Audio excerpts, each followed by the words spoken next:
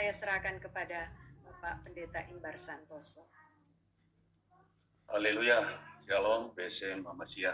Terima kasih buat kepercayaan Bapak Pimpinan STA, para dosen, koordinator kelas dan layanan, serta Bapak Ibu Saudara sekalian yang kami kasihi. Terima kasih kepada Ibu Ellen yang sudah membawa kita dalam hadirat.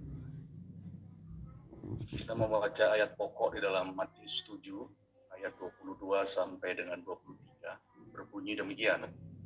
Pada hari terakhir banyak orang akan berseru kepadaku, Tuhan, Tuhan, bukankah kami bernubuat demi namamu dan mengusir setan demi namamu dan mengadakan banyak mujizat demi namamu juga? Pada waktu itulah aku akan berterus terang kepada mereka dan berkata, aku tidak pernah mengenal kamu, enyahlah daripadaku, kamu sekalian pembuat kejahatan. Saya berkata amin. Ayat ini sering dipakai menyerang atau membuli dan menghakimi orang yang sedang dalam pelayanan mengusir setan. Jangan percaya orang mengusir setan toh masuk surga katanya.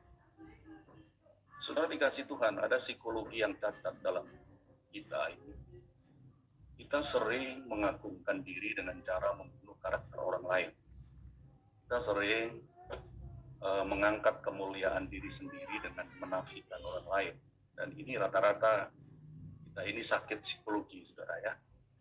Kalau ada orang sukses, tidak bersyukur, tapi iri. Saudara, saya sejak muda menolak menjadi hamba Tuhan. Saya umur 16 tahun ditaruh di kasihan Bapak Pendeta Karol Rumampu, dan karena saya tidak suka jadi hamba Tuhan, saya menolak. Baru pada umur 37 tahun, saya bertobat dari dunia yang sangat kelam dan meneruskan orang tua diwarisi 7 jiwa. Waktu itu yang jadi gembala ibu saya, tetapi sejak saya sekolah Alkitab, ibu saya mengundurkan diri, walaupun secara organisasi dia gembala. Lalu tahun 2013, saudara, saya frustrasi dengan pelayanan ini dan meninggalkan pelayanan ini selama 2 tahun ke kampung istri saya di Gorontalo. Karena pikir saya, orang tua saya 30 tahun melayani. Itu pun hanya ada 10 gitu ya, 10 jiwa ya. Gitulah GBDI ya. 10, 15, 20 jiwa itu rata-rata GBDI kayak gitu ya. Dan saya sebel dengan pelayanan ini karena tempat ini tidak representatif. Kata Pak Jody itu, desa ini nyelempit, pit ya. Memang iya, dengan akses yang sulit di tengah hutan, pelosok. Lalu tahun 2020, saya setelah 12 tahun melayani, saya menjadi mengerti kenapa kok saya sering melayani pelepasan kesembuhan. Saya pikir semua pendeta seperti itu, saudara. Saya berkhotbah, lalu ada jemaat menggerosok saya. Om, tolong dilepas dasinya. Tolong ikat pinggangnya dilepas. Ada apa? Dilepas dulu, katanya. Lalu saya lepas dasi saya lepas ikat pinggang saya, lalu dicari jimat di dasi dan di ikat pinggang saya. Sebab ada pendeta yang berkata, pendetamu itu sering kusir setan. Saya yakin pendetamu itu ada jimat-jimat. Saya harus video ini Om, dan saya harus menjawab kepada pendeta itu bahwa Om tidak ada jimat-jimat di dasi ataupun di ikat pinggang. Itu murni kuasa Roh Kudus, katanya. Saudara dikasih Tuhan, tema ayat ini adalah hal pengajaran yang sesat. Ya. Orang yang mengusir setan itu bukan pembuat kejahatan. Memang ada 2 metode mengusir setan.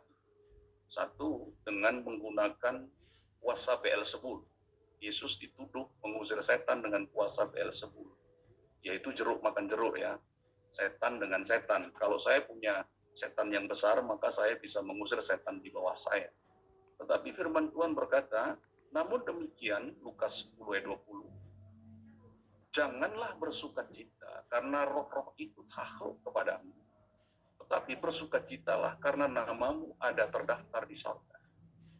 Jadi orang yang mengusir setan itu melakukan perintah kitab suci dan kita dilarang untuk bangga, tetapi bersukacita karena nama kita terdaftar di surga. Saudara dikasih Tuhan, seseorang yang mengusir setan, firman Tuhan berkata, dengan pekerjaan Roh Kudus, dia menghadirkan kerajaan Allah.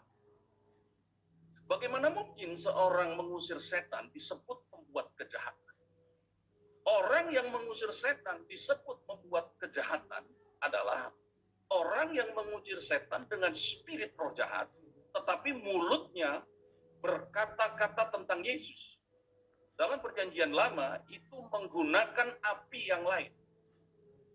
Di desa Tempur Sari ada seorang Kristen dukun besar, ya, namanya Pak T, dukun besar. Kalau dia menyembuhkan orang, dia memutar lagu puji-pujian. Tetapi spiritnya setelah dilihat dengan istri saya seorang pelihat, benar-benar roh kekejian, roh jahat. Pelayanan seperti inilah yang disebut dengan pembuat kejahatan. Kalau kita melayani dengan Roh Kudus, lalu Yesus berkata, aku berterus terang kepadamu, aku tidak mengenal kamu, maka Yesus yang bodoh atau kita yang bodoh? Bagaimanapun Yesus tidak mengakui kita melayani dengan Roh Kudus, bahwa pelayanan kita tidak terkenal. Tetapi apabila kita menggunakan spirit yang lain, maka Yesus berkata, aku tidak mengenal sistem pelayanan seperti itu. Enyahlah daripada aku membuat kejahatan. Itu artinya ayat ini. Jadi hamba Tuhan jangan memelintir ayat ini dengan kese-kese yang salah yang saudara dikasih Tuhan. Saudara, jemaat bilang begini sama saya, Om, andai kata pendeta-pendeta melayani seperti itu, saya yakin akan terjadi ledakan jiwa di mana-mana. Bapak Ibu saudara tahu, di tempat kami ini orang Protestan, orang Katolik, orang Islam masuk gereja kita baptis ya. Itu karena mereka berlatar belakang perdukunan. Bahkan mohon maaf, gereja GBDI pun jemaat-jemaatnya pergi ke dukun. Kenapa pergi ke dukun?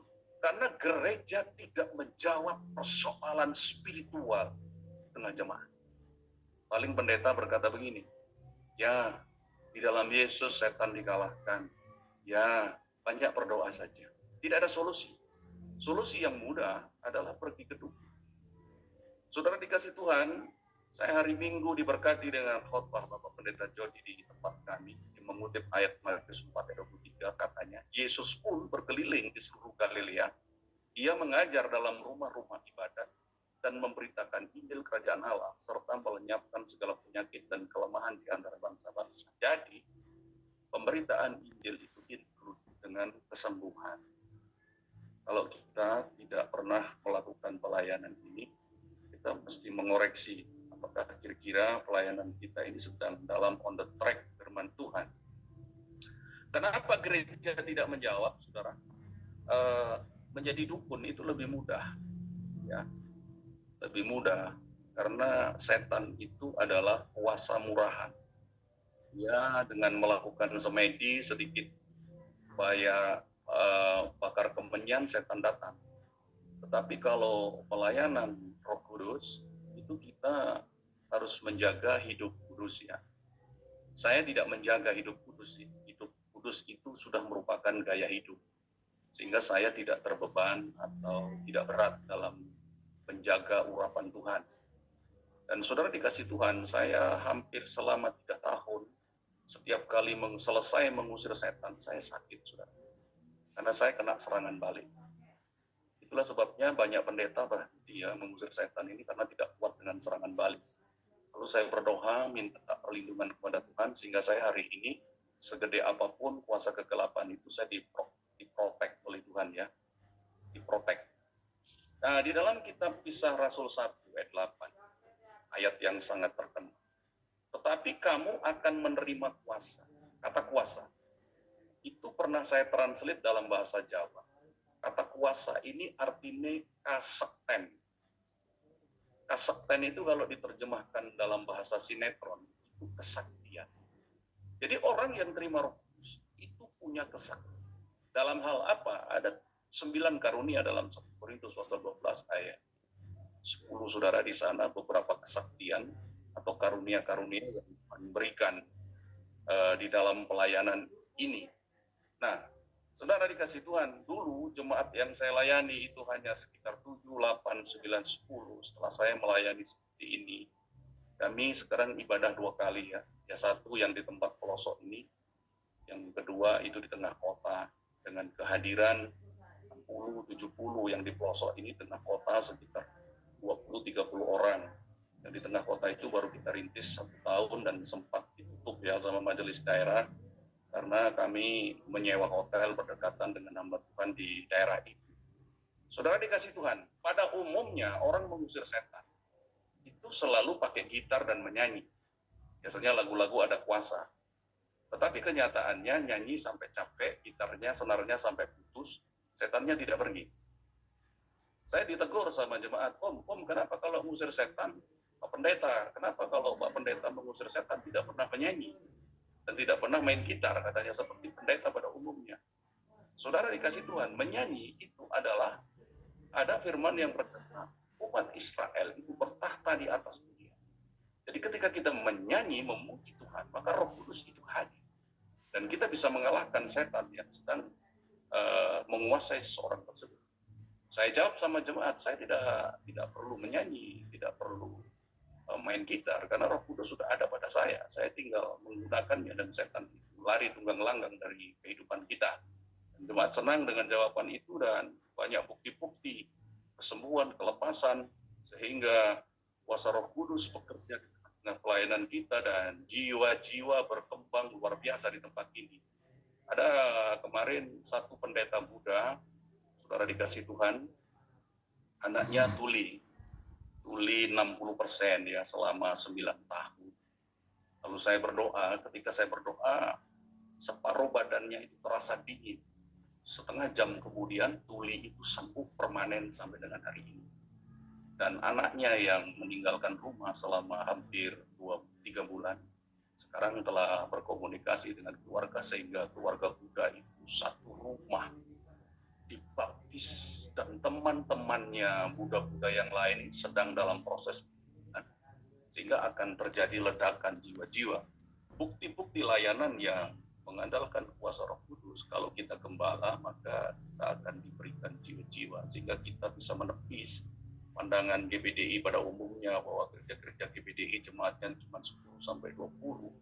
Kalau melakukan pelayanan seperti yang saya maksud ini, Tuhan akan tambahkan jiwa berlimpah-limpah, nama Tuhan dipermuliakan untuk selama-lamanya.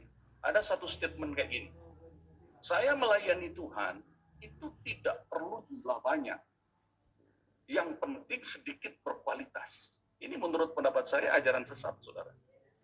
Kalau Roh Kudus itu bekerja di tengah kita, Kisah Rasul 5 ayat 14 berkata, dan makin lama makin bertambah jumlah orang yang percaya kepada Tuhan, baik laki-laki maupun perempuan. Kisah Rasul 11 ayat 21. Dan tangan Tuhan menyertai mereka, dan sejumlah besar orang menjadi percaya dan berbalik kepada Tuhan. Saudara dikasih Tuhan, dengan pelayanan pelepasan dan kesembuhan, maka kita akan banyak mengeksploitasi kuasa Tuhan.